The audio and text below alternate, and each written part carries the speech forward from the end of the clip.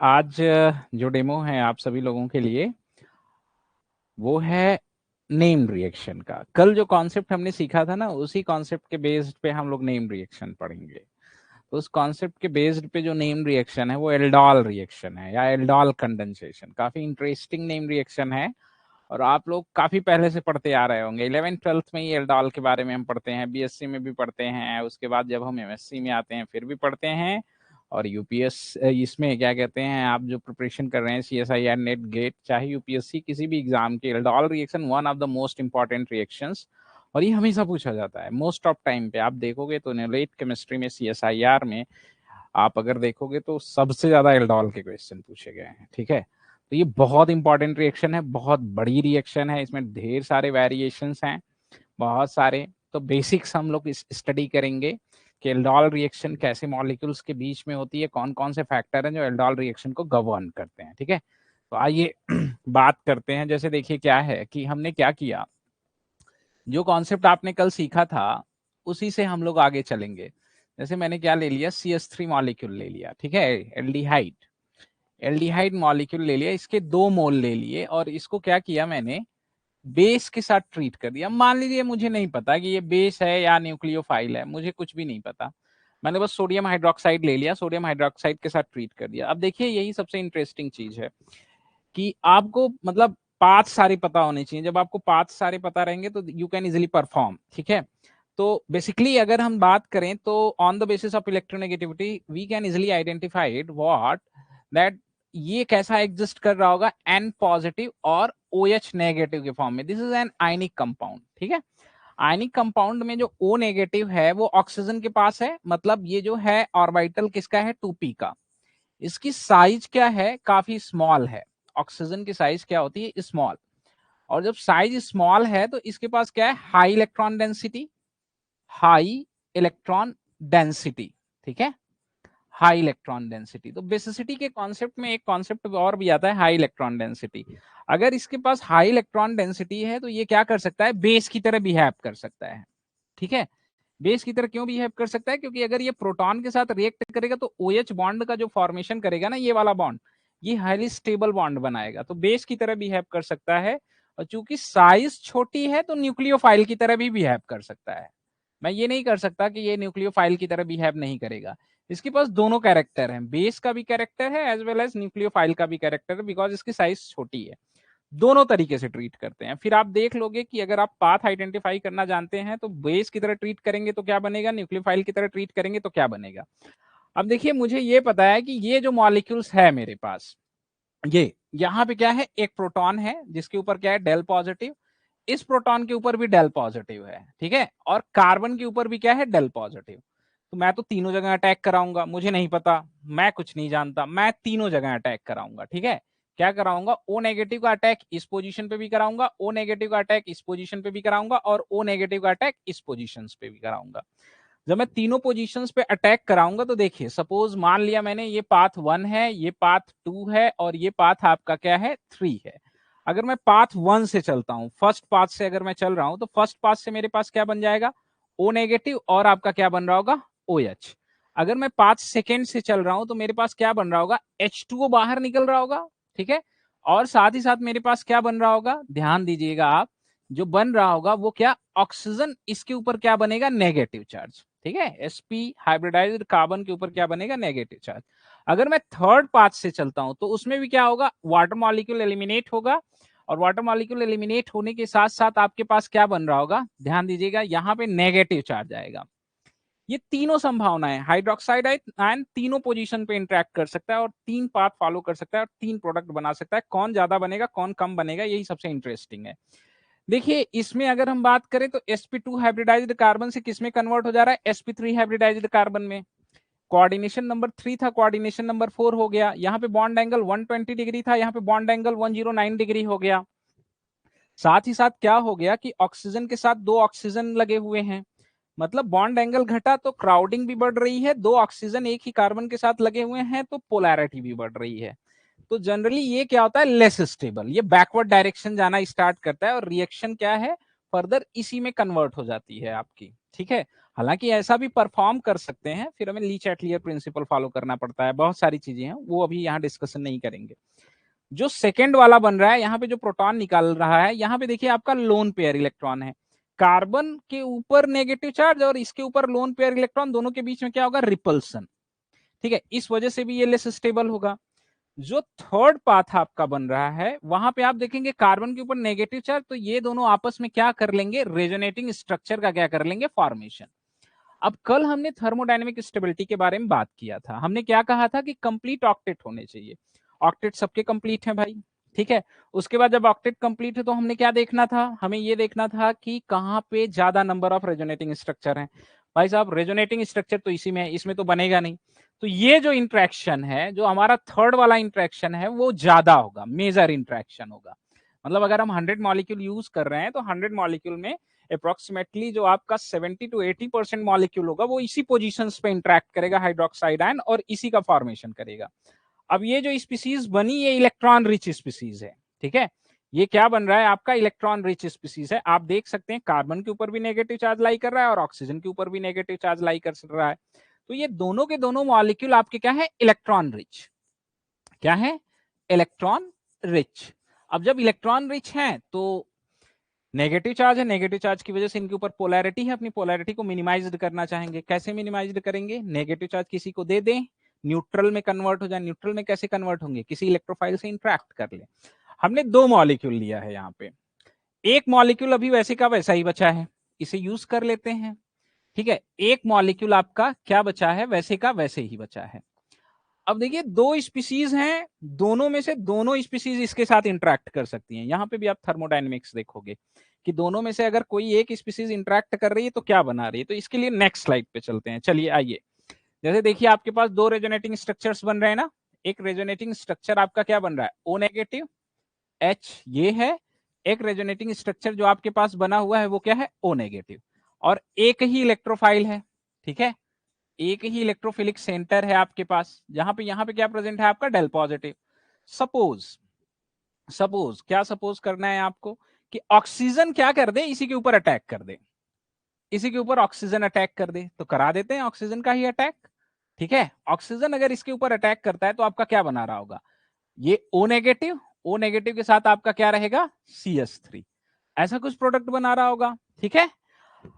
दूसरी केस में क्या है कि ऑक्सीजन अटैक न करके कार्बन जो है वो अटैक कर दे, कार्बन क्या कर दे, वो आपका क्या कर दे, अटैक कर दे एल्डिहाइड के ऊपर, ये चीज, ठीक है। तो ये क्या, ओ नेगेटिव में कन्वर्ट, मतलब आपका ध्यान दे सकते हैं आप, यहाँ पे हाइड्रोजन होगा, क्या बन रहा होगा, CH3, CH3 का CH2 गया, किसके साथ जुड़ गया, ओ नेगेटिव के साथ, ओ नेगेटिव के साथ आपका क्या है, CH3 ये लगा हुआ है, एक हाइड्रोजन यहाँ पे प्रेजेंट है, एक ये चीज। अब देखिए oxygen can be also behave as nucleophile, carbon can be also behave as nucleophile. कौन ज्यादा न्यूक्लियोफाइल की तरह बिहेव करेगा, वो दो फैक्टर पे डिपेंड करेगा। ऑक्सीजन की इलेक्ट्रोनेगेटिविटी ज्यादा होती है, कार्बन की इलेक्ट्रोनेगेटिविटी कम होती है, तो कार्बन के इलेक्ट्रॉन डोनेट करने की प्रोबेबिलिटी जो है वो ऑक्सीजन से ज्यादा है। Then carbon can be behave as a nucleophile, carbon better nucleophile होगा, क्योंकि कार्बन की जो इलेक्ट्रोनेगेटिविटी है वो कम है, तो ये बेटर न्यूक्लियोफाइल की तरह इसके ऊपर बिहेव करके ये बनने के चांसेस ज्यादा हैं। दूसरी चीज, अगर ये और ये दोनों बन रहे हैं तो दोनों की स्टेबिलिटी का भी कंपैरिजन कर लेते हैं, ध्यान दीजिए। ये sp, ये भी आपका क्या था, sp2 था, ठीक है। sp2 इसके ऊपर अटैक किया, किस में कन्वर्ट हो गया, sp3 में। यहाँ पे आपका ध्यान दीजिएगा, ये sp2 था, कार्बन sp2 है, यहाँ पे भी sp3 में कन्वर्जन हो गया। लेकिन एक चीज और है, हमने एक चीज और पढ़ी थी, क्या पोलैरिटी का कॉन्सेप्ट पढ़ा था, शायद आप लोगों को अगर ध्यान हो तो हम लोगों ने किसका कॉन्सेप्ट पढ़ा था, पोलैरिटी का। देखो ये कार्बन हाईली पोलर है, बिकॉज इसके साथ क्या लगा हुआ है, दो हेट्रो एटम लगे हुए हैं, और ये आपका गुड लिविंग ग्रुप की तरह बिहेव भी कर सकता है। तो ये इसके ऊपर अटैक करे, रिएक्शन आपकी कहां चली जाए, बैकवर्ड डायरेक्शन में। तो अगर ये मॉलिक्यूल बन रहा होगा तो इसका जो कार्बन वाला सेंटर है वो बेटर न्यूक्लियोफाइल की तरह बिहेव करेगा, ऐसे प्रोडक्ट बनाने के चांसेस ज्यादा है।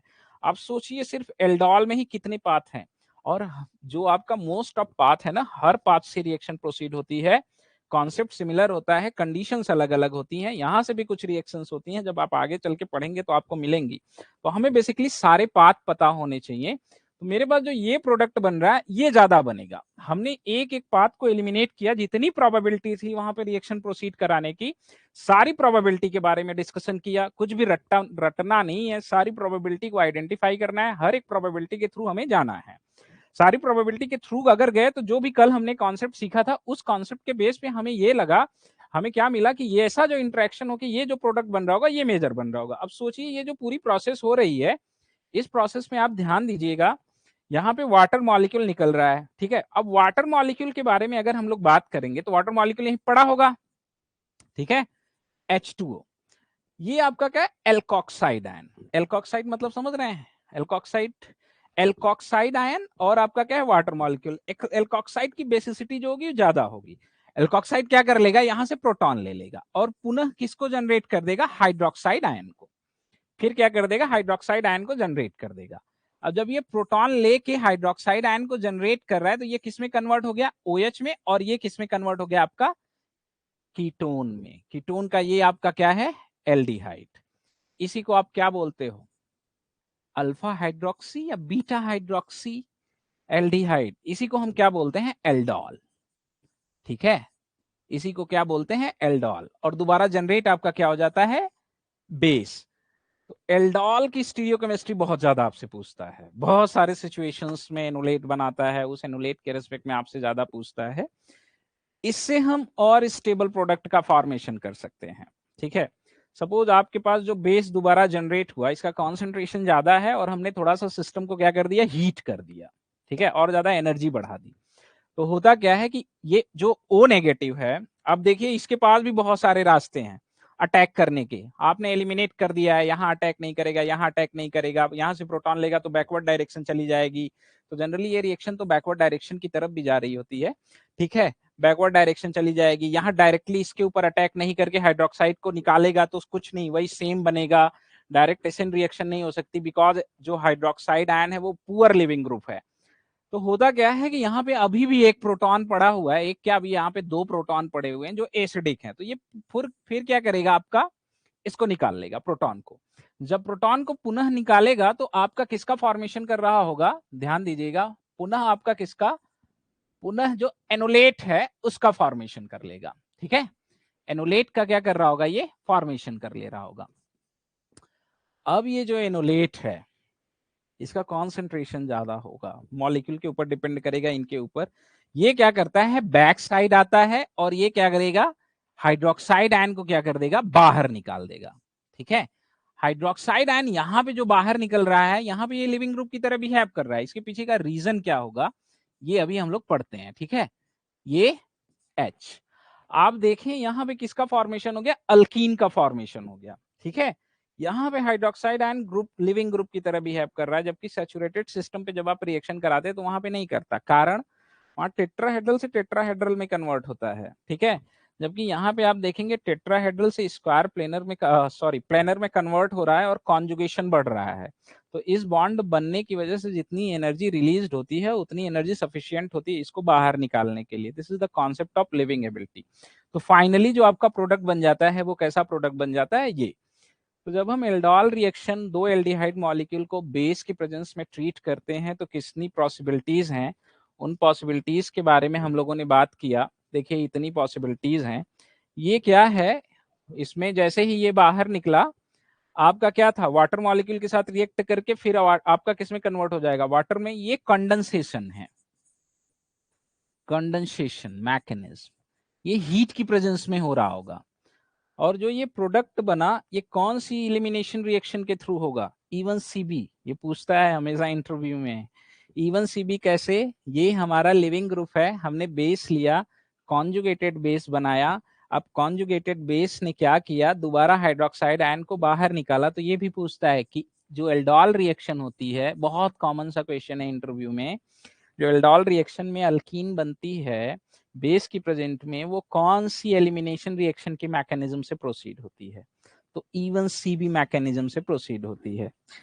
अब वही दो एल्डिहाइड मॉलिक्यूल एसिड की प्रेजेंस में भी इसी प्रोडक्ट का फॉर्मेशन कर लेंगे, बट मैकेनिज्म अलग अलग होगी, कॉन्सेप्ट जो होगा वो अलग होगा। तो देखो आप बेस की प्रेजेंस में आपने देखा कि बेस की प्रेजेंस में किसका फॉर्मेशन हुआ सबसे पहले, एनोलेट का। ये आपका क्या है, एनोलेट। एनोलेट की दो पोजीशंस थी, ऑक्सीजन और कार्बन। प्रेफर किससे किया, कार्बन से अटैक करना, न कि ऑक्सीजन से अटैक करना। ठीक है, तो इसमें और भी बहुत सारे वेरिएशन है, तो बट ये बेसिक्स है एल्डोल रिएक्शन जो हम लोगों ने पढ़ा था उसके रेस्पेक्ट में। ठीक है, एसिड की प्रेजेंस में भी हम दो एल्डिहाइड मॉलिक्यूल को ट्रीट करके ऐसा ही प्रोडक्ट बना सकते हैं, बट जो मैकेनिज्म होगी वो अलग होगी। ठीक है, तो आइए एसिड की प्रेजेंस में अगर आप लोगों को सीखना है तो हम एसिड की प्रेजेंस में भी देख लेते हैं। देखिए एसिड की प्रेजेंस में क्या होगा कि हमने दो एल्डिहाइड मॉलिक्यूल लिए ऐसे नॉर्मल, और क्या कर दिया, एसिड ले लिया, कहीं से H पॉजिटिव का सोर्स ले लिया। तो आपको ये पता है कि H positive as an electrophile. Aldehyde के बारे में बात करेंगे तो कार्बन के ऊपर क्या है, डेल पॉजिटिव, जबकि ऑक्सीजन के ऊपर क्या है, लोन पेयर इलेक्ट्रॉन, तो इसके पास क्या है, डेल नेगेटिव। तो ऑक्सीजन जो होता है न्यूक्लियोफिल फाइल की तरह बिहेव करेगा, या बेस की तरह बिहेव करेगा, या इलेक्ट्रॉन रिच की तरह बिहेव कर रहा है आपका, ये क्या करेगा, प्रोटॉन से इंट्रैक्ट कर लेगा। अब प्रोटॉन से जो इंट्रैक्ट करके क्या बना रहा होगा, ध्यान दीजिएगा, OH, इसके ऊपर क्या, पॉजिटिव चार्ज, ये H। ठीक है, अब देखिए यहां पे एक हाइड्रोजन है, एनोलाइजेशन हो जाए। ठीक है, क्या बना ले, H पॉजिटिव बाहर निकले और किसका फॉर्मेशन कर ले, ये OH का और H का। अब ये क्या है स्पीसीज आपकी, एनॉल। क्या है, एनॉल। एनॉल भी क्या होता है आपका, इलेक्ट्रॉन रिच। आप देख सकते हैं कि यहाँ लोन पेयर जब कॉन्जुगेशन में पार्टिसिपेट कर रहा होगा तो किसका फॉर्मेशन कर रहा होगा, बहुत ध्यान से आप देख सकते हैं कि लोन पेयर जब कॉन्जुगेशन में पार्टिसिपेट कर रहा होगा तो किसका फॉर्मेशन कर रहा होगा, यहाँ पे नेगेटिव चार्ज, हालांकि प्रोटॉन ट्रांसफर हो जाए। तो एनॉल के केस में ऑक्सीजन भी इलेक्ट्रॉन रिच है, कार्बन भी इलेक्ट्रॉन रिच है।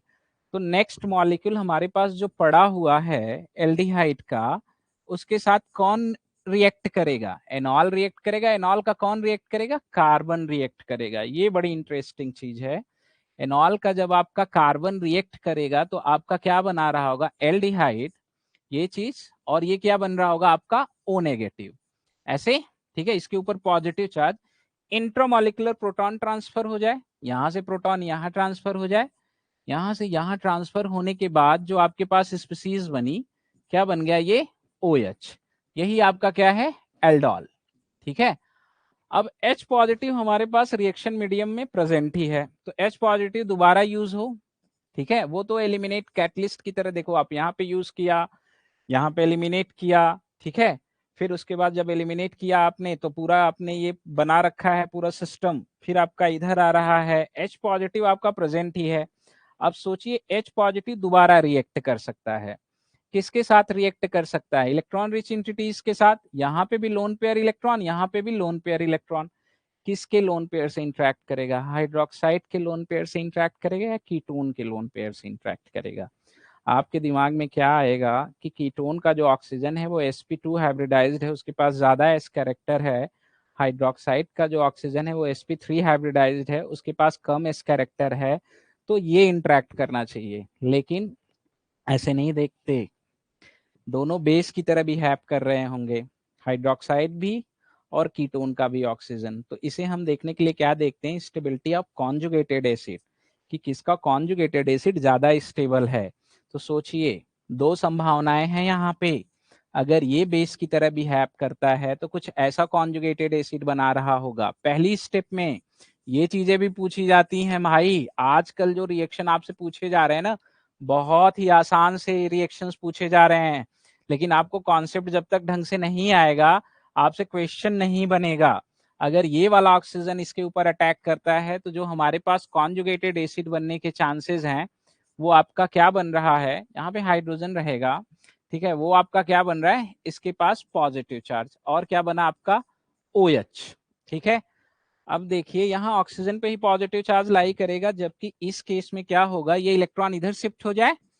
ठीक है, ये इलेक्ट्रॉन इधर शिफ्ट होके क्या कर रहा होगा, OH neutralised, positive charge shift on this position, और यहाँ पे OH, मतलब अगर ये बेस की तरह बिहेव करता है तो stabilized by two resonating structure. तो इसका बेसिक बिहेवियर ज्यादा होगा, न कि इसका बेसिक बिहेवियर ज्यादा होगा। अगर आप sp2 लगा के देखोगे तब तो कहानी आपकी कुछ और समझ में आएगी। ठीक है, तो इसका बेसिक बिहेवियर ज्यादा होगा, ये पाथ न होके कौन सा पाथ होगा, ये वाला, और प्रोडक्ट आपका क्या बना रहा होगा, ये। ठीक है, अब देखिए रिएक्शन यहां से फिर आगे जा सकती है। कैसे आगे जा सकती है, आइए हम लोग देखते हैं कैसे आगे जा सकती है, इसी के बारे में देखते हैं। रिएक्शन अभी स्टॉप नहीं होगी, तब तक स्टॉप नहीं होगी जब तक ऐसी जगह ना पहुंच जाए कि प्रोडक्ट ज्यादा स्टेबल रहे। ठीक है, तो आगे देखिए, आगे आपका क्या हो सकता है बहुत ध्यान से, सही है। आगे देखिए, हम किसी भी एक मॉलिक्यूल को उठा लें, किसी भी एक स्पीसीज को यहां से उठा लें। सपोज मैंने क्या किया, इसी को उठा लिया। अब देखो इससे क्या बन सकता है आपका, ये बाहर निकले, there is a formation of enol, है कि नहीं। फिर क्या बन जाए आपका, एनॉल का फॉर्मेशन हो जाए, HOH, बाहर क्या निकल रहा है, H पॉजिटिव। अब ये जो H पॉजिटिव है, अब इसके पास कोई ऑप्शंस नहीं है। अब ये क्या कर रहा होगा, ऑक्सीजन के साथ इंटरेक्ट कर रहा होगा, इस वाले के साथ। अब इसके साथ अगर ये इंटरेक्ट किया तो किसका फॉर्मेशन कर दिया, यहां डबल बॉन्ड और OH H, यहां पे क्या बन गया आपका, OH2। ठीक है, ऑक्सीजन के ऊपर अब क्या हो गया आपका, पॉजिटिव चार्ज। अब जब ऑक्सीजन के ऊपर पॉजिटिव चार्ज रहा तो दो चीजें हैं, यहाँ पे डायरेक्ट मैं वाटर मॉलिक्यूल को निकाल दूं। डायरेक्ट अगर मैं वाटर मॉलिक्यूल को निकालता हूं तो यहाँ पॉजिटिव चार्ज ये, और आपका क्या है, OH H, ये संभावनाएं हैं। ये स्टेबल कार्बोकैटायन है क्योंकि stabilized by what, stabilized by conjugation. अब आपका क्या हो, ये लोन पेयर इधर, ये शिफ्ट यहाँ पे, और फॉर्मेशन किसका हो जाए आपका, अल्कीन का। ठीक है, लोन पेयर जब जा रहा है तो ऑक्सीजन के ऊपर क्या है, positive charge. Finally H positive बाहर निकल के किसका फॉर्मेशन कर दे आपका, किसका फॉर्मेशन कर दे भाई, OH। तो ये एसिड की मैकेनिज्म में जो एलिमिनेशन रिएक्शन हो रही है, ये दोनों क्वेश्चन हमेशा पूछा गया है। एसिड की प्रेजेंस में जो हो रही है, कार्बोकैटायन के थ्रू बन रहा है, मतलब ये कौन सी मैकेनिज्म फॉलो कर रहा है, E1। बेस की प्रेजेंस में जो रिएक्शन हो रही है वो कौन सी मैकेनिज्म से जा रहा है, E1CB। तो एल्डोल कंडेंसेशन की ये सबसे बड़ी विशेषता है, दोनों के साथ प्रोसीड कर सकता है, और दोनों में प्राइमरी जो आपका इलेक्ट्रॉन स्पीसीज होती है, बेस की प्रेजेंस में एनोलेट, एसिड की प्रेजेंस में जो होता है आपका क्या होता है, एनॉल होता है। ठीक है, तो ये आप लोग देख सकते हो, ये आपकी एल्डोल रिएक्शन है। तो जब भी आपको एल्डिहाइड मॉलिक्यूल के साथ या किसी भी एक मॉलिक्यूल के साथ जनरली जो एल्डोल रिएक्शन परफॉर्म की गई वो एल्डिहाइड के ऊपर परफॉर्म की गई। ठीक है, क्रॉस एल्डोल भी है, जिसमें एक मॉलिक्यूल आप एल्डिहाइड ले लो, एक मॉलिक्यूल आप कीटोन ले लो, उसके थ्रू प्रोडक्ट बना लो। इंट्रामॉलिक्यूलर एल्डोल रिएक्शन भी है, जिसमें एक सेंटर इलेक्ट्रोफाइल की तरह बिहेव करे, एक सेंटर न्यूक्लियोफाइल की तरह बिहेव करे। ये सारी चीजें बड़ी इंपॉर्टेंट हैं एल्डोल रिएक्शन के रेस्पेक्ट में। ठीक है, तो देखो आपकी मैकेनिज्म जो होती है ना, उसमें हमें जब तक सारे पाथ नहीं करने आएंगे तब तक हमारा कॉन्सेप्ट क्लियर नहीं होगा। तो हमें सारे पाथ करने आने चाहिए, जब हम सारे पाथ करना जानते हैं तभी हम रिएक्शन करा सकते हैं। अब आइए एक क्रॉस एल्डोल रिएक्शन का एग्जांपल करेंगे, उसको समझेंगे कि कैसे रिएक्शन जाएगी, क्यों वहां से जाएगी, और एक इंट्रामोलिकुलर एल्डोल रिएक्शन का एग्जांपल करेंगे। तो आपको क्रॉस और इंट्रामोलिकुलर एल्डोल के रिएक्शंस में जो डिफरेंस है या जो प्रॉब्लम्स होती हैं शायद वो सॉल्व हो जाएंगी। हालांकि एक क्वेश्चन दो क्वेश्चन में तो सॉल्व नहीं होंगी, लेकिन हो सकती हैं। ठीक है, आइए जैसे आप देखिए, आपने क्या लिया, एक एल्डिहाइड मॉलिक्यूल ले लिया और एक आपने क्या ले लिया, कीटोन मॉलिक्यूल ले लिया, और इसको क्या किया हमने, बेस के साथ ट्रीट कर दिया, हाइड्रोक्साइड आयन के साथ ट्रीट कर दिया। अब आप सभी लोगों को पता है, हम देखो एक कॉन्सेप्ट तो हमने सीख लिया है, क्या सीख लिया है कि ये, अगर इसके बारे में बात करें there is a electrophilic position, इसके बारे में बात करें there is a electrophilic position, यहाँ पे भी इलेक्ट्रोफिलिक पोजीशन है, और यहाँ पे अगर CH2 और H इसके साथ लगा हुआ है तो इसके पास भी इलेक्ट्रोफिलिक पोजीशन है। सिमिलरली यहाँ पे भी इलेक्ट्रोफिलिक पोजीशन है। ठीक है, अब आप सोचो, हाइड्रोक्साइड आयन यहाँ पे भी अटैक कर सकता है, हाइड्रोक्साइड आयन यहाँ पे भी अटैक कर सकता है, हाइड्रोक्साइड आयन यहाँ पे भी कर सकता है, हाइड्रोक्साइड आयन यहाँ पे भी कर सकता है, और हाइड्रोक्साइड आयन यहाँ पे भी कर सकता है। क्लियर। लेकिन हमें देखो, हमने प्रीवियस एग्जांपल में बच्चों क्या सीखा, प्रीवियस एग्जांपल में ये सीख लिया था कि ये लेस स्टेबल बनेगा तो यहाँ अटैक नहीं होगा, यहाँ पे टेट्राहेड्रल बन रहा होगा तो नहीं होगा, क्योंकि इससे ज्यादा स्टेबल भी बना सकता है। सिमिलरली यहाँ पे भी नहीं होगा, कार्बोनिल कार्बन पे नहीं होगा। तो अब जो रिएक्शन हो सकता है या तो इस एल्डिहाइड के प्रोटॉन पे हो सकता है या कीटोन के प्रोटॉन पे हो सकता है। तो हम इन्हीं दो पाथ के बारे में बात करेंगे, पहला और दूसरा।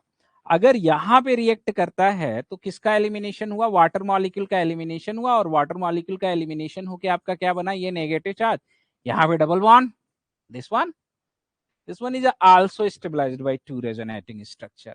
ये क्या होगा आपका? दो रेजोनेटिंग स्ट्रक्चर से क्या हो रहा होगा? स्टेबलाइज्ड हो रहा होगा, ओ नेगेटिव। उसी तरह अगर इसने कीटोन के साथ प्रोटॉन लिया, कीटोन के साथ प्रोटॉन लिया तो क्या बना रहा होगा? ध्यान दीजिएगा, ये डबल बॉन्ड और यहाँ पे क्या? Negative charge. ये भी अगर गया तो ये भी already stabilized by what? Two resonating structure. ठीक है, ऑलरेडी स्टेबलाइज्ड बाय क्या? Two resonating structure. दोनों में दो रेजोनेटिंग स्ट्रक्चर बन रहे हैं। ठीक है, तब हम कैसे कंपेयर करेंगे कि कौन से एनोलेट बनेगा? कहां से एनोलेट बनेगा? एल्डिहाइड से बनेगा या कीटोन से? ये डिफरेंशिएट कैसे करेंगे? एनोलेट की स्टेबिलिटी के बेस पे।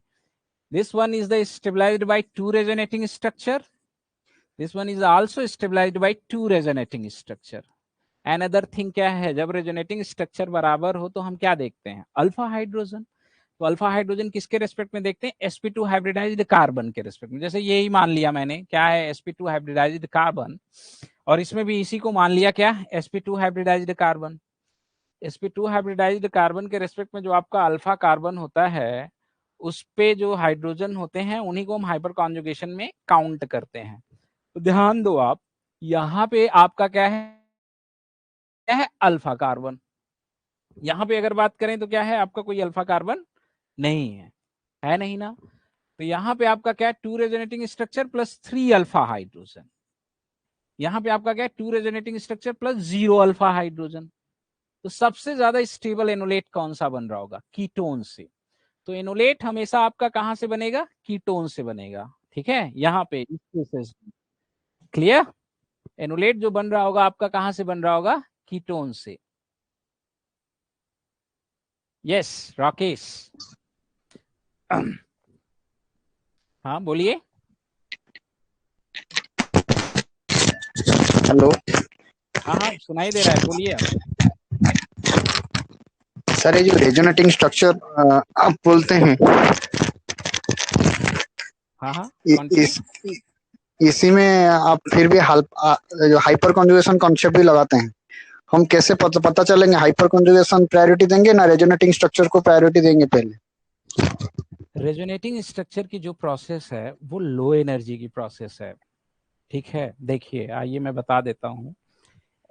यहाँ पे जो है आपका अनायन पाई एंटी बॉन्डिंग सीओ में जा रहा है।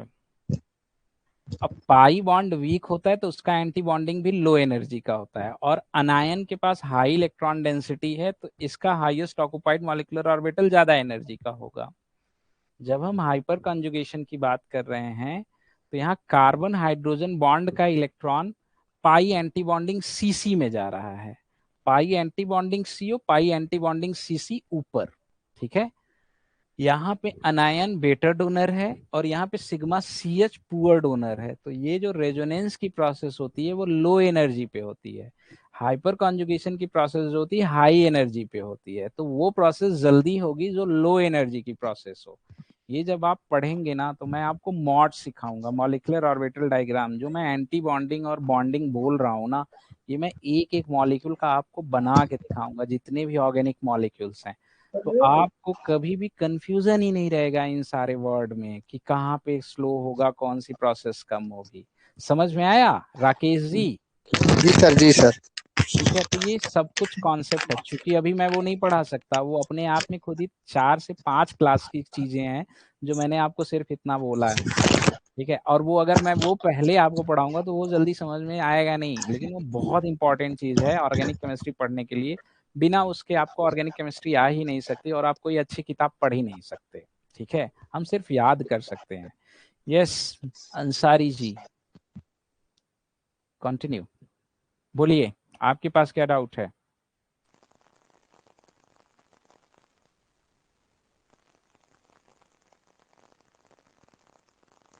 नथिंग? ओके, समझ रहे हैं? तो हमें ये समझ में आ गया कि यहां से जो आपका बनेगा एनोलेट, ये लेस स्टेबल बन रहा है, तो जो लेस स्टेबल बन रहा है उसे क्यों बनाने जाएगा? Hydroxide ion. तो हाइड्रोक्साइड आयन वो बनाएगा जो ज्यादा स्टेबल है। ठीक है, माना कि मैंने इसके 100 मॉलिक्यूल लिए, इसके 100 मॉलिक्यूल लिए, इसके भी 100 मॉलिक्यूल लिए, तो इसके मोस्ट ऑफ मॉलिक्यूल यहाँ पे कोलिजन कर रहे होंगे, बहुत कम मॉलिक्यूल यहाँ पे कोलिजन कर रहे होंगे, because this one is the thermodynamically more stable. तो सबसे पहले थर्मोडायनेमिकली मोर स्टेबल बनाएगा। देन अगर हम लोग बात करें अब अगर आगे चल के, तो आगे चल के अगर हम लोग अब बात करें, मेरी आवाज जा रही है ना आप लोगों के पास? क्लियर है? शुभम, त्रिषा, प्रदोष, कृष्णचंद्र प्रधान, विनीता, अजय, अंसारी जी, सभी लोग। आगे अगर बात करें तो मतलब ये क्या बिहेव करेगा? इलेक्ट्रॉन रिच की तरह। अब जो अगला मॉलिक्यूल एल्डिहाइड का होगा वो किसकी तरह बिहेव करेगा? इलेक्ट्रॉन डेफिशिएंट की तरह। ठीक है, तो आ जाइए, ध्यान दीजिए। अब आपने एलिमिनेट कर रखा है कि ये वाला नहीं रिएक्ट करेगा। क्यों नहीं रिएक्ट करेगा ये आपने समझ रखा है। तो यहाँ पे ये अटैक करेगा, इसके ऊपर अटैक करके क्या बना रहा होगा? ये CH3 आके किसके साथ जुड़ गया? O नेगेटिव के साथ, और ये H, और यहाँ डबल बॉन्ड। अब आप क्या यूज कर रहे हो? वही सारी मैकेनिज्म। फाइनली आपने क्या किया? इसका एल्डोल कराया, और इवन CB मैकेनिज्म के थ्रू आपने क्या बना लिया? ये प्रोडक्ट बना लिया। ठीक है, इवन CB मैकेनिज्म के थ्रू आपने क्या बना लिया? प्रोडक्ट बना लिया। यहाँ CH3 रहेगा आपका, ऐसा प्रोडक्ट बन जाएगा। एक ऑप्शन आपको ये दे देंगे कि यहाँ पे डबल बॉन्ड बना देंगे, आपको कंफ्यूज्ड कर देंगे। एक ऑप्शन आपको ऐसा कुछ दे सकते हैं, क्या कर सकते हैं? एक ऑप्शन जो है आपको ऐसा कुछ दे सकते हैं कि यहाँ पे डबल बॉन्ड बना के ये लगा दिए, आप उसी में कंफ्यूज्ड हो जाओगे कि कौन सा प्रोडक्ट बनेगा। जब तक आपको सारे पाथ नहीं आएंगे ना, तब तक हमारे क्वेश्चन सही नहीं हो सकते। तो हमें सारे पाथ आने चाहिए। Wait, Shubham, yes yes yes, Shubham, Shubham, नमस्ते सर जी।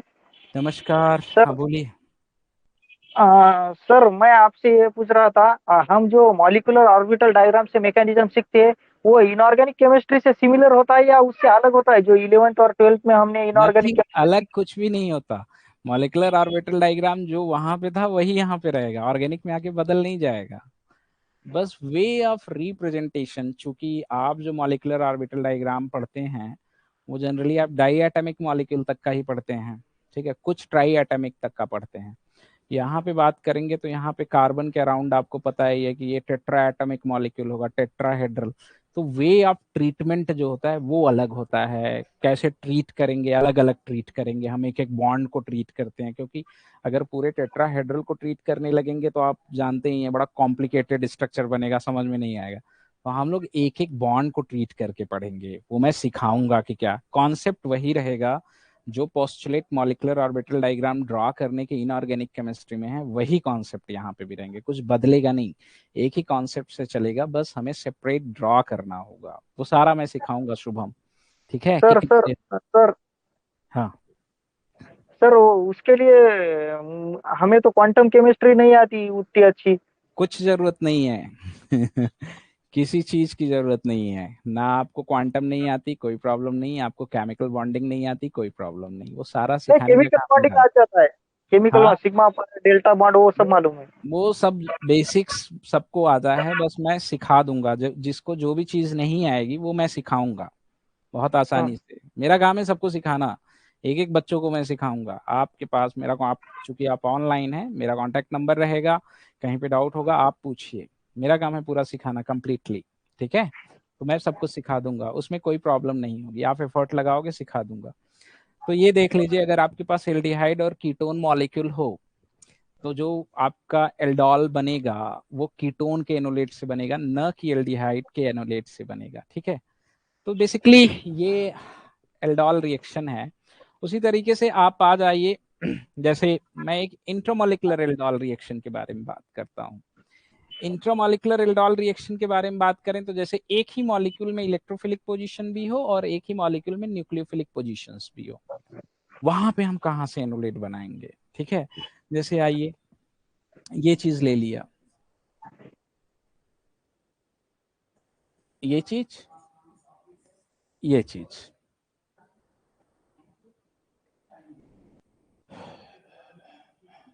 सही है। यहां पे H लगा दूं, ठीक, और इसको क्या कर दूं मैं, हाइड्रोक्साइड आयन से ट्रीट कर दूं। अब आप इतने तो कंक्लूजन पे पहुंच चुके हैं कि hydroxide ion will be behave as base, remove proton, carbon centre पे रिएक्शन नहीं होगी तो उसे एलिमिनेट कर दें। अब देखो आप कहां कहां पे आपका पॉजिटिव चार्ज डेंसिटी होगी उसके बारे में हम लोग बात कर लें। ये अभी मैं आपको पॉजिटिव चार्ज बता रहा हूं, जब मैं मॉड बता दूंगा ना, मैं पॉजिटिव चार्ज नहीं बोलूंगा, मैं एंटी बॉन्डिंग बोलूंगा, बॉन्डिंग बोलूंगा, क्योंकि आप सीख चुके होंगे। अभी चूंकि आप पॉजिटिव चार्ज से पढ़े हैं तो मैं पॉजिटिव चार्ज ही बोलूंगा लेकिन ये बहुत कन्वीनियंट नहीं होता है, इसमें बहुत सारी चीजें होती हैं जो आपको कंफ्यूज्ड करती हैं। इस वजह से आप पढ़ते हैं तो हैं ऑर्गेनिक केमिस्ट्री पूरी मेहनत से, लेकिन फिर भी आपके क्वेश्चन एग्जाम में गलत हो जाते हैं, क्योंकि अप्रोच थोड़ा सा वो नहीं है जो अप्रोच आपके पास होना चाहिए। ठीक है, तो देखिए इस हाइड्रोजन के ऊपर पॉजिटिव चार्ज हो सकता है, इस हाइड्रोजन के ऊपर पॉजिटिव चार्ज हो सकता है, और इस हाइड्रोजन के ऊपर पॉजिटिव चार्ज हो सकता है। आपको पता ही है मैं यहाँ पे रिएक्शन नहीं करा रहा हूँ, क्यों नहीं करा रहा हूँ हमें पता ही है, यहाँ पे भी नहीं करा रहा हूँ। अब मैं सिर्फ यहाँ पे रिएक्शन कराऊंगा, यहाँ पे रिएक्शन कराऊंगा और यहाँ पे कराऊंगा। मान लिया ये फर्स्ट पाथ है, ये सेकेंड पाथ है, और ये क्या है, थर्ड पाथ है। हर पाथ में वाटर मॉलिक्यूल आपका क्या होगा, एलिमिनेट होगा। ठीक है, तो चलिए आइए, अगर मैं फर्स्ट पाथ से जा रहा हूं तो फर्स्ट पाथ से मेरे पास जो स्पीसीज बनेगी, मैं डायरेक्ट अब बना रहा हूं, नेगेटिव चार्ज नहीं बना रहा हूं। ठीक है, फर्स्ट पाथ, अच्छा बना के ही दिखाए, नहीं तो आपको कंफ्यूजन हो जाएगा। ये ठीक है, फर्स्ट पाथ से जो स्पीसीज मेरे पास बन रही है वो ये बन रही है, that stabilized by two resonating structure. बना ले रेजोनेटिंग स्ट्रक्चर भी इसका। ठीक है, यहां पे क्या लगा दिया, ये चीज। उसके बाद मैं बात करूंगा किसके बारे में, सेकेंड पाथ के बारे में। अगर सेकेंड पाथ से मैं आया तो मेरे पास कहां पे नेगेटिव चार्ज बन रहा है, इस पोजीशन पे ये, और उसके बाद ध्यान दीजिएगा आप, यहाँ पे आपका क्या है, डबल बॉन्ड और H। अगर मैं थर्ड पाथ से चल रहा हूं, थर्ड से, तो मेरे पास जो नेगेटिव चार्ज बन रहा होगा वो कहां पे बन रहा होगा, एल्डिहाइड की एडजेसेंट पोजीशन पे, यहाँ पे। और ये this one is also stabilized by two resonating structure. ये ऑलरेडी आपका स्टेबलाइज्ड होगा किससे, दो रेजोनेटिंग स्ट्रक्चर से। अब देखिए सब में दो रेजोनेटिंग स्ट्रक्चर्स है, all one have a two resonating structure. यहाँ पे टू रेजोनेटिंग स्ट्रक्चर, इस वाले केस में भी आपके क्या बन रहे हैं, अगर हम बात करें तो दो रेजोनेटिंग स्ट्रक्चर बना लूं, दो resonating structure, O negative H। ठीक है, सब में दो रेजोनेटिंग स्ट्रक्चर हैं, कौन सा ज्यादा बनेगा। अब रेजोनेंस के बेस पे तो नहीं बता सकते, देखो ऑक्टेट सबके कंप्लीट हैं, सब में दो रेजोनेटिंग स्ट्रक्चर है, इसमें भी क्या है, दो रेजोनेटिंग स्ट्रक्चर, इसमें भी आपका क्या है, दो रेजोनेटिंग स्ट्रक्चर।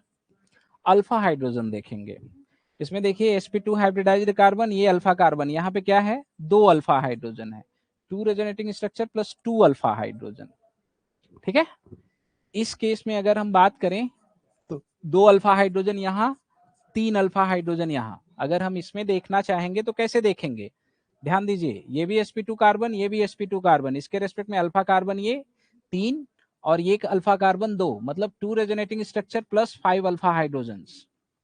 ठीक है, इसके बारे में अगर हम बात करें, इसके बारे में अगर बात करें तो आप देख सकते हैं कि यही अल्फा कार्बन है और यहाँ पे सिर्फ दो अल्फा हाइड्रोजन है, two resonating structure plus two alpha hydrogen.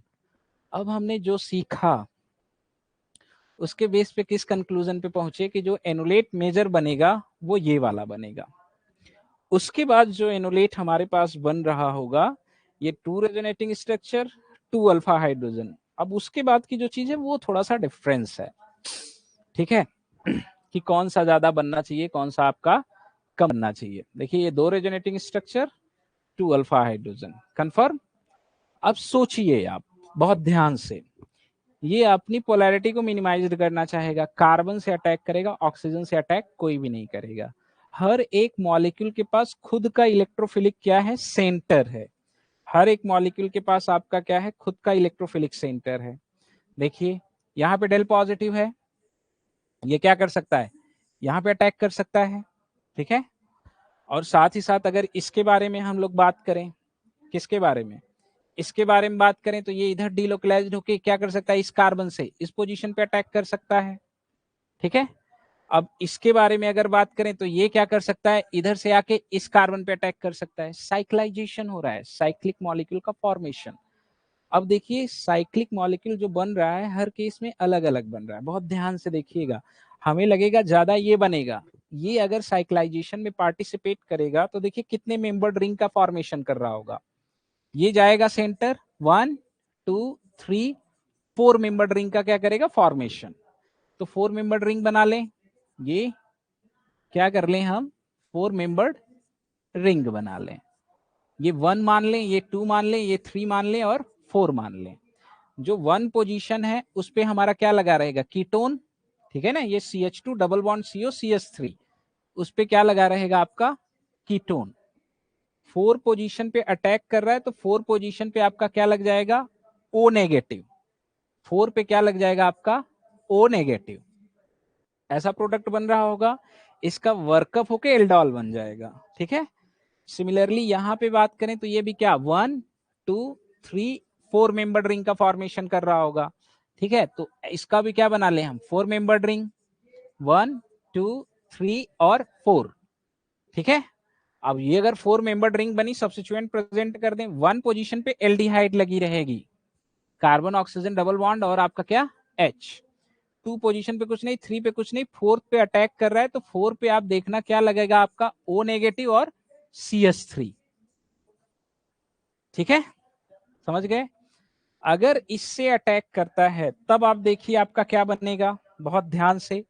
इससे अगर अटैक करेगा तो हमारे पास क्या बन रहा होगा, ये कार्बन अटैक कर रहा होगा, 1 2 3 4 5 6 मेंबर रिंग का फॉर्मेशन होगा। किसका फॉर्मेशन होगा, there is a formation of 6 membered ring, ठीक है। 1 2 3 4 5 6, जब 6 मेंबर्ड रिंग का फॉर्मेशन होगा तो ध्यान दीजिएगा, सब्स्टिट्यूएंट प्रेजेंट कर दें, 1 पोजीशन अटैक कर रही है, ठीक है। 2 पे क्या रहेगा आपका, कीटो आ जाएगा, 2 पे क्या आ जाएगा, कीटो। 3 पे कुछ नहीं, 4 पे कुछ नहीं, 5 पे कुछ नहीं, 6 पोजीशन पे अटैक कर रहा है। 6 पोजीशन पे क्या आएगा, O नेगेटिव और क्या है, हाइड्रोजन। 2 केसेस में 4 मेंबर्ड बन रहा है, एक केस में 6 मेंबर। डेफिनेटली ज्यादा ये बनेगा पहले, लेकिन जब ये प्रोडक्ट बनाएगा ना तो ये प्रोडक्ट नहीं बन पाएगा, because there is a strain and rate of cyclization बहुत स्लो होगा। ये बन तो जाएगा जल्दी, लेकिन फिर क्या होगा, इधर से इस डायरेक्शन में रिएक्शन नहीं जाएगी, बैकवर्ड चली जाएगी। फिर ये ना बना के फिर नेक्स्ट स्टेबल वाला बनाने की कोशिश करेगा, ये बनाए या ये बनाए, इससे भी 4 मेंबर्ड, इससे भी आपका क्या जाने लगेगा, रिएक्शन बैकवर्ड। एक यही है जिससे 6 मेंबर्ड रिंग का फॉर्मेशन हो रहा होगा। तो इसी पाथ के थ्रू जो रिएक्शन आपकी है ज्यादा जाएगी। Thermodynamic of product, cyclisation Baldwin rule होता है। बाल्डविन रूल भी मैं आपको पढ़ाऊंगा कि कैसे थर्मोडायनेमिक्स पे डिपेंड करता है, del G equal to del H minus T del S, enthalpy और इंट्रॉपी का क्या फर्क पड़ता है, ये सारी चीजें आप लोगों को हम पढ़ाएंगे। These are the variation of aldol reaction. आप इसका फाइनली कंडेंसेशन करा के आप नॉर्मल प्रोडक्ट का क्या करा सकते हैं, हम फॉर्मेशन करा सकते हैं। जो हमारे पास मेजर प्रोडक्ट आएगा वो कुछ ऐसा आएगा, ये कीटोन, ये चीज, ठीक है। ये मेजर प्रोडक्ट बनेगा, इससे प्रोडक्ट नहीं बनेगा, इससे प्रोडक्ट नहीं बनेगा। देखो बाल्डविन रूल क्या कहता है कि जो सबसे फास्ट रिंग बनती है वो 5 बनती है, फिर 6 बनती है, फिर 3 बनती है, फिर 4, बाकी सब क्या होती है, स्लो। ये डिपेंड करता है किसके ऊपर, del G equal to del H minus T del S. ये थर्मोडायनेमिक्स है, लेकिन इतना खतरनाक नहीं है, आपको फिजिकल नहीं आती तो भी मैं इसको सिखा दूंगा, कोई बहुत बड़ी बात नहीं है। तो there is the multiple path in intermolecular aldol reaction, but which path will be more favour, you can see what is the reason behind. आप सब समझ सकते हो कि जैसे ये स्टेबल तो बना, लेकिन ये जाएगा ना तो ये क्या हाईली स्ट्रेन हो रहा होगा, तो ये क्या कर देगा, तुरंत वापस कर देगा। जब वापस आ जाएगा तो फिर दूसरे जगह से प्रोटॉन, अब इसका साइक्लाइजेशन ही नहीं हो पा रहा है, ये एनायन के फॉर्म में ही प्रेजेंट रहेगा, तो फिर क्या करेगा कि इससे फाइनली जो डेस्टिनेशन पे पहुंच रहा है वो ये पहुंच रहा है, जो फाइनली स्टेबल बना रहा होगा ना वही डेस्टिनेशन पे पहुंचेगा। तो सिर्फ एनोलेट की स्टेबिलिटी इंपॉर्टेंट नहीं रहेगी, लास्ट में थर्मोडायनेमिक्स भी बहुत इंपॉर्टेंट रहेगी। ठीक है, तो बहुत सारी चीजें हैं, there is a lot of variation in organic chemistry, but it's very simple अगर हमें कॉन्सेप्ट आता है। अगर आपको कॉन्सेप्ट आता है, आपके सामने कोई भी क्वेश्चन रखा जाए, आप सॉल्व कर सकते हो। अगर आपको कॉन्सेप्ट नहीं आता है तो आप ऑर्गेनिक केमिस्ट्री नहीं कर सकते। रट के आप सिर्फ अपने आप को धोखा देंगे और बहुत भरोसे के साथ आप एग्जाम में बैठेंगे, आपको लगेगा मेरी ऑर्गेनिक बहुत अच्छी है, लेकिन जब आप करके आएंगे, की जब आती है, तो आपको लगता है मेरा नेगेटिव है। तो बेसिकली ऑर्गेनिक पढ़ाने का जो अप्रोच होता है वो बहुत डिफरेंट होता है, उसके ऊपर एजुकेटर को खुद बहुत वर्क करना पड़ता है। तो जब तक एजुकेटर ढंग से काम नहीं करेगा तब तक आपको ढंग से सिखा नहीं पाएगा। ठीक है, तो ये एल्डोल रिएक्शंस था हमारा, मैंने आपको दोनों करके दिखाया।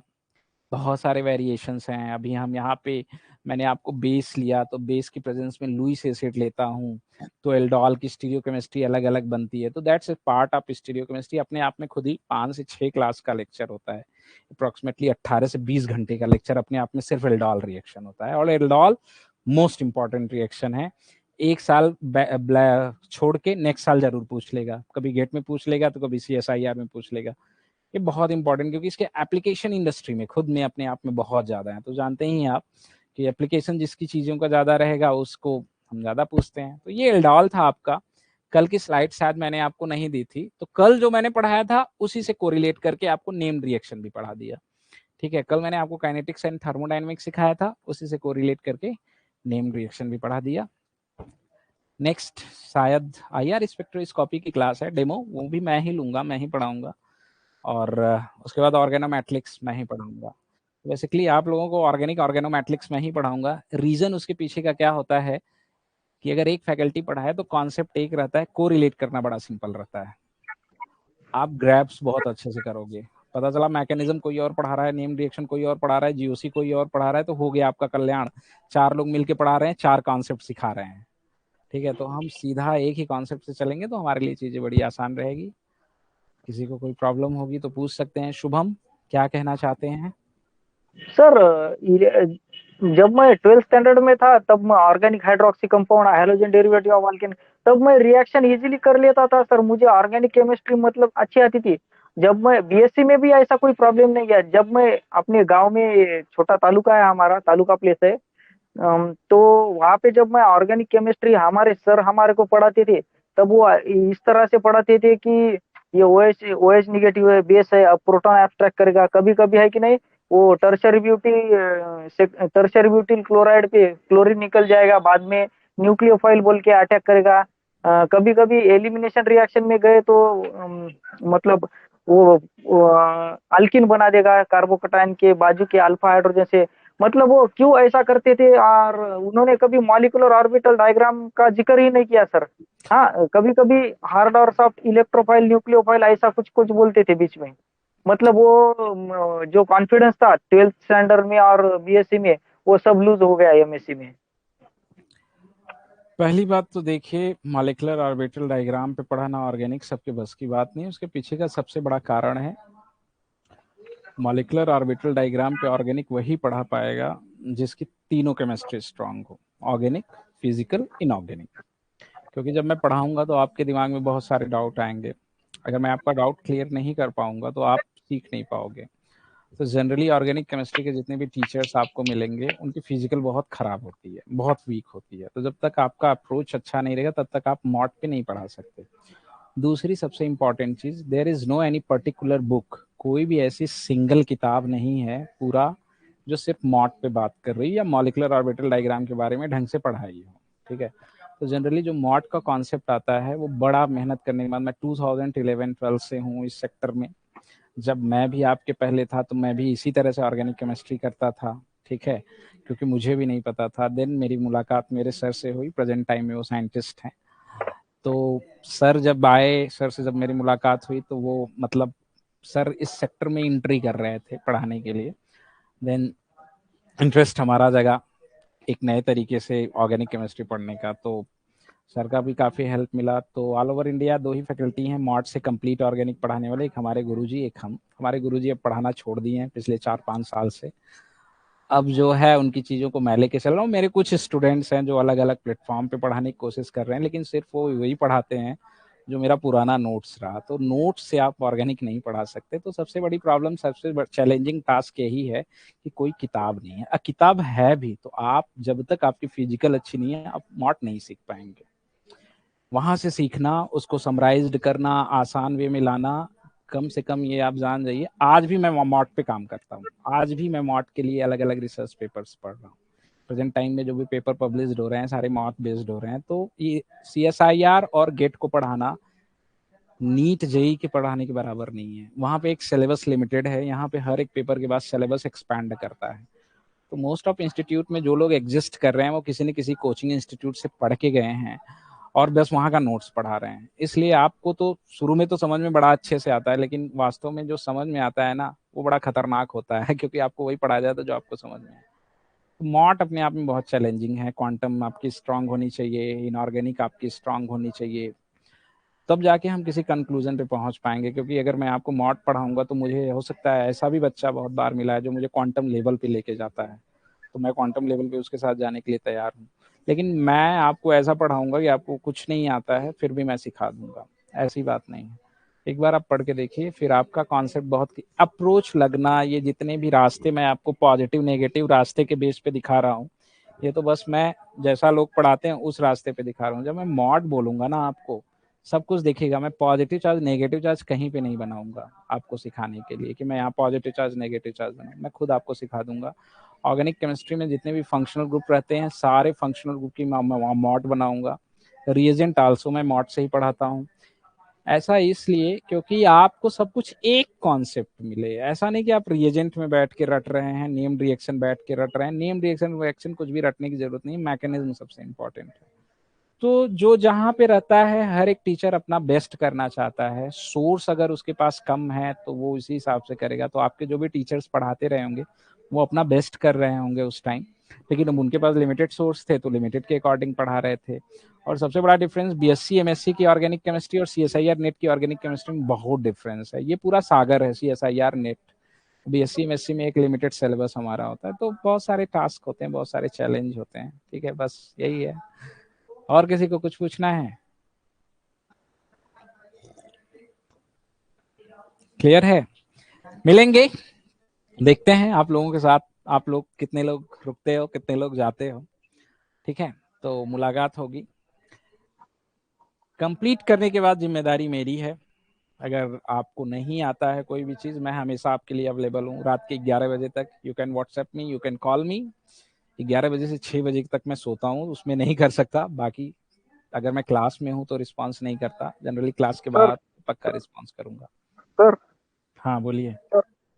सर वो जो मॉट वाला कॉन्सेप्ट है, एक बार वो हमें तो अच्छी तरह से समझ में आया तो हम हमें अटैक का अप्रोच अच्छी तरह से जम जाएगा ना, न्यूक्लियोफाइल इलेक्ट्रोफाइल सब। डेफिनेटली, हर एक चीज, कुछ भी कुछ भी आपको सीखना है वो खाली यहीं पे काम नहीं करेगा। ये यहाँ पे सीखेंगे, इनऑर्गेनिक की भी मैकेनिज्म स्ट्रांग हो जाएगी, हर एक चीज अरे हमें पता चल जाएगी। ठीक है, वो ऑर्गेनोमेटेलिक में भी हेल्प करेगा, ऑर्गेनोमेटेलिक कोऑर्डिनेशन में भी। ऑर्गेनोमेट्रिक्स मैं ही पढ़ाऊंगा, तो आप जान जाओ, डेफिनेटली वर्क करेगा। वहां पे भी मैं उसी को कोरिलेट करके पढ़ाऊंगा, इसीलिए ऑर्गेनोमेट्रिक्स में पढ़ाऊंगा ना, क्योंकि ऑर्गेनोमेट्रिक्स भी अपने आप में बहुत चैलेंजिंग टॉपिक है। और आपको पता है इनऑर्गेनिक केमिस्ट्री में इस बार भी उसका ही सबसे ज्यादा वेटेज रहा, 28 मार्क्स। अपने आप में बहुत वेटेज वाली टॉपिक है, तो बहुत इंपॉर्टेंट टॉपिक ऑर्गेनोमेट्रिक्स भी है। तो सारी चीज़ों को मैं को रिलेट करके पढ़ाऊंगा, आपको रटना कम पड़े। और उसी सीक्वेंस में पढ़ाऊंगा जिस सीक्वेंस में को रिलेशन होता रहे। ऐसा नहीं कि कुछ भी स्टार्ट कर दिया आपका सिलेबस कंप्लीट कराने के लिए और आप ग्रैप्स नहीं कर पाए। तो वरी मत होइए, आप यहाँ पे हैं तो चिंता मेरी है। मैं रास्ते बताऊंगा, बस आपको पकड़ के चलना है। आप पकड़ के चलेंगे तो सिलेक्शन पक्का होना है, दुनिया की कोई ताकत नहीं रोक सकती। क्योंकि इतनी सीट रहेगी कि जितने लोग मेहनत करने वाले हैं सबका सिलेक्शन हो जाए। ठीक है, तो चिंता करने की कोई जरूरत नहीं है। सिखाना मेरा काम है, आप लोग सीखना चाहेंगे तो पक्का सीख जाएंगे। बस ये है कि डेली का काम डेली आपको फिनिश करना पड़ेगा। जैसे आज आप आए, अगर आप मतलब मैं आज की क्लास को फिनिश किया, तो आज ही आपको मेहनत करके उसके डाउट मुझसे पूछ लेने हैं कल की क्लास के पहले। अगर आप चीजों को पेंडिंग रखेंगे तो भार की तरह होता जाएगा, फिर पकड़ना बड़ा मुश्किल हो जाता है। ठीक है, मिलते हैं फिर नेक्स्ट क्लास में, देखते हैं। Okay, thank you sir ji. Okay, welcome, bye bye.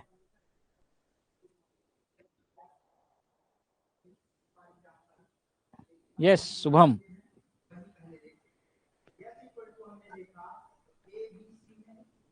ठीक है, Shubham, Mohammad Ali Ansari, Rakesh, Trisha Ranjan, Krishna Chandra Pradhan, Vinita, Ajay, thank you everyone, bye bye.